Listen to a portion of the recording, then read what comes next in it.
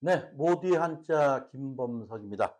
자, 이번 시간에는 뭐 다 우리 알고 있지만은 또 알고 있는 과정에서 한번 이렇게 또 정리하는 차원에서 우리나라의 4대 명작에 대해서 한번 정리하는 그런 시간을 갖도록 하겠습니다. 자, 4대 명절. 우리 얼마 전에 설이셨죠? 설 명절, 뭐 임시 공휴일까지 포함해가지고 상당히 거의 근 일주일 이상 어, 또는 9일, 10일 뭐 이렇게 하루만 쉬고 다니면 그냥 단적으로 이렇게 아주 긴 휴이 명절을 즐기는 그게 엊그제 같은데 참 세월이 참 빠른 것 같아요. 자, 어찌 됐든 간에 설날은 이제 지나갔고 자, 그다음에 오는 명절은 다 쉬는 건가요? 뭐 그렇진 않겠죠. 자, 일단 첫 달. 자, 설날을 우리가 뭐라 그래요? 원단이라 원단. 자, 원단할 때 원은 으뜸원이랑 으뜸원. 즉 머리가 큰 사람을 이제 그 옆에서 본뜬 그는 글자가 이제 으뜸원자인데요. 그래서 오리지널, 원조 뭐 족발 뭐 이렇게 많이 나오잖아요. 그죠? 그래서 으뜸원 그리고 오른쪽은 아침 단자죠. 밑에는 땅. 그리고 위에는 해. 태양을 그린 글자죠. 그래서 원단. 그래서 땅 위로 솟아오르는 해를 본뜬 그는 글자죠. 그래서 1년 중에 가장 으뜸이 되는 아침이다라고 해서 곧 정월 초하루를 갖다가 설날 원단. 이건 뭐 한자 시험에도 많이 나오는 그런 축제가 많이 나오고요. 또 우리가 상식적으로 꼭 알고 있어야 할 설날의 한자 용어죠. 자, 원단입니다. 자, 설날이면 우리 보통 뭐예요? 아침 일찍 일어나서, 그죠? 세수도 하고, 또 새 옷도 갈아입잖아요. 그래서 되게 보면 명절 전날 뭐 엄마 손잡고 어디 뭐 시장 가서 옷 같은 거 사죠? 그걸 뭐라 그래? 설빔이라고 그래, 설빔. 그래서, 그래서 단장하는 거죠. 그래서 그걸, 뭐랄까요?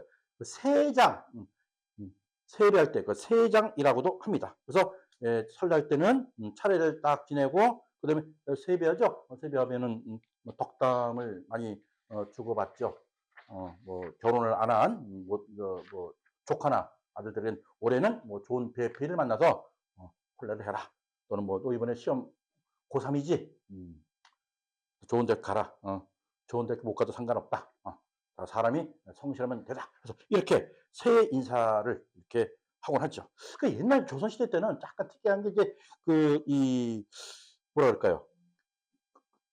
여자들은 또 직접 세배를 하러 다닐 수도 없었대요. 그래가지고서 이 여자들이 이렇게 이제 이때는 종을 갖다가 옷을 말끔하게 차려입게 해서 대신 그 세배를 하러 새 인사하러 보냈다 그러네요. 그래서 그 여종을 갖다가 문안한다. 그래서 문안비. 자, 문안비. 물을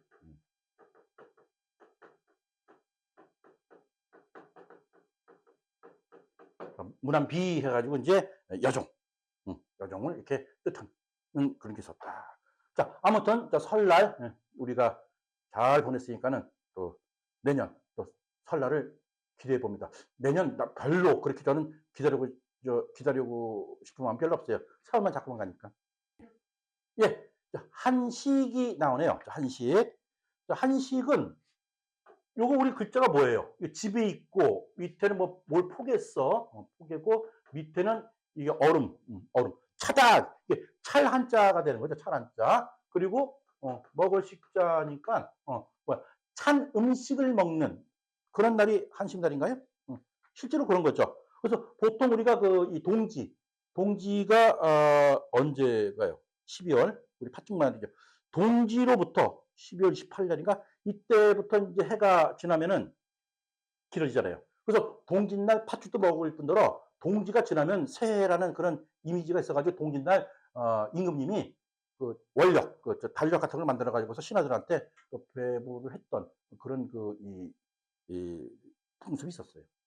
자, 발이 동지서부터 약 105일, 그러니까 석 달하고 한 15일 지나가죠. 즉, 동지로부터 105일째가 되니까 보통 날짜로는 뭐 4월 5일 또는 6일 정도 돼요. 4월 5일 식목일이지만. 요때가 이제 동지죠. 이때는 이제 좀 춥죠. 쌀쌀하죠. 그래서 이날에는 비바람이 심해가지고서 불을 금하고 찬밥을 먹는 그런 습관에서 유래가 됐다는 날이 바로 한식날이죠. 그 제가 중고등학교 때만 해도 한식날 할아버지 할머니 성묘를 간 기억이 나는데 요즘 거의 안 가는 것 같더라고요. 자, 이런 한식에 대한 또 유래가 또 하나 있어요. 중국의 춘추시대인가요?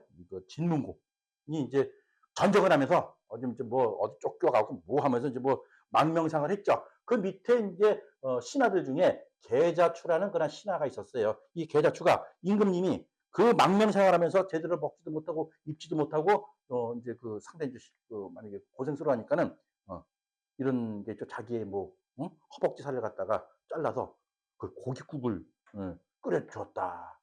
근데 이제 임금은 하도 배가 고프니까 이게 신하의 허벅지 살을 갖다가 잘라서 고깃국을 전혀 모르고 하여튼 배불리 먹은 거예요.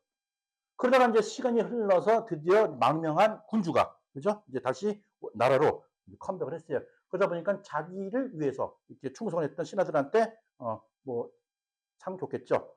자, 이렇게 충직한 신하한테 이 상을 다 줬는데 유독 계자추라는 신하를 깜빡 했던 모양이에요. 계자추가 내가 나의 살까지 도려내면서 임금님한테 이렇게 고위까지 끌어줬는데 나의 공을 이렇게 무시할 수가 있느냐? 너무 이제 뭐랄까 서운한 거죠. 서운할 수 있죠. 그래서 계자추는 그런 서운한 마음에 자기 어머니를 모시고서 그냥 그 면산이로 산에 숨어버렸어. 뒤늦게 이 왕이 아는 거야. 아하, 그때 그 고깃국을 끓였던 그 계자추를 내가 왜 잊었던가.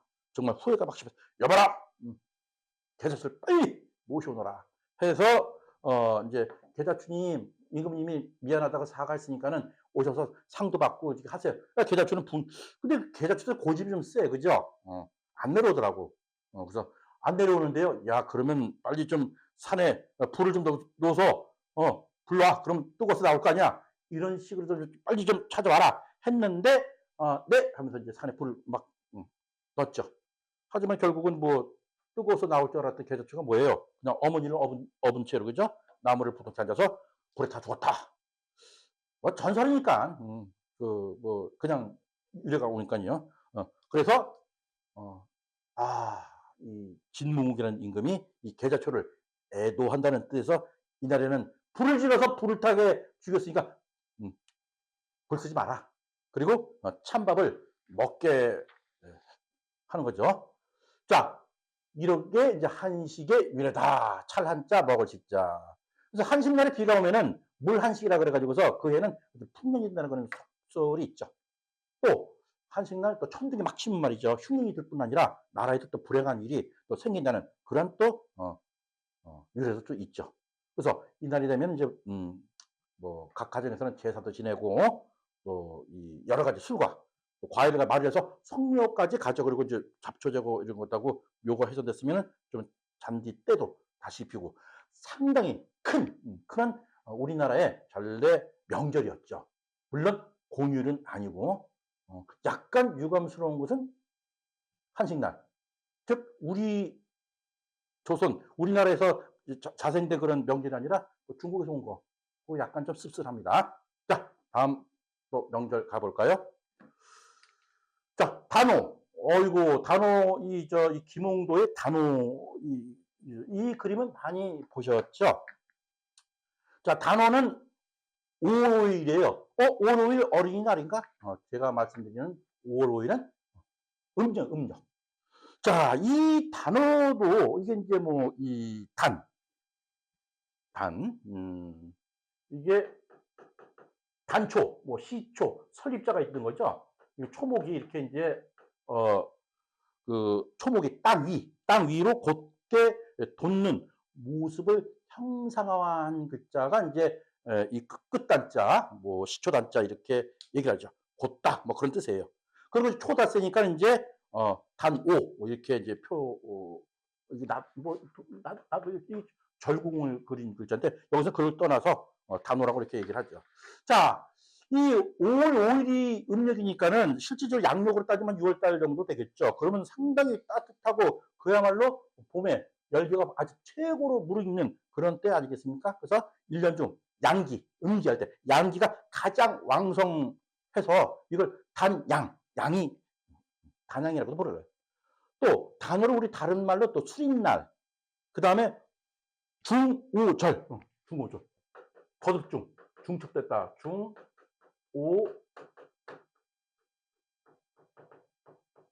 그래서 중오절 이렇게 또뭐 천중절 뭐 이렇게도 이렇게 표현을 해요. 자, 이 단어도 유래가 어디서 왔느냐면은 이것 역시 또 중국에서 또 넘어온 거예요. 그래서 굴원이라는 어부사로 유명한 우리 한문 공부한 사람들은 뭐 알 거예요. 굴원이라는 신하가 자기를 모험에 빠진 거죠. 그래서 신하의 어떤 그 절개, 지조를 갖다가 보이기 위해서 명나수라는 강에서 투신자사를 하죠. 근데 그날이 이제 음력으로 5월 5일이었대요. 그 후에 해마다 이 굴을 위해서 제사를 지내게 되는데 이것이 우리나라의 전례가 되면서 단어가 되었다고 하네요. 이 다오는 날 그러면 이 그림에서 보듯이 말이죠.